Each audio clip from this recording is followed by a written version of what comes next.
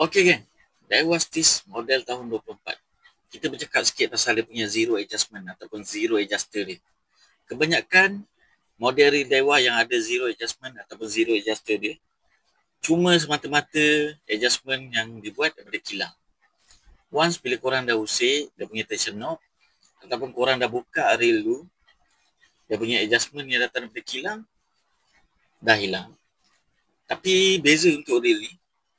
Sebab apa? Sebab macam reel ni, gear set dia dah custom. Tapi kalau ikutkan yang original, untuk bahagian pinin gear ni dia tak ada mana-mana lubang untuk shaft masuk. So takkan boleh adjust dia punya tensioner. Sama juga dengan dia punya knob kat sini. Ini cuma sebagai cover saja. Kita tak boleh adjust apa-apa.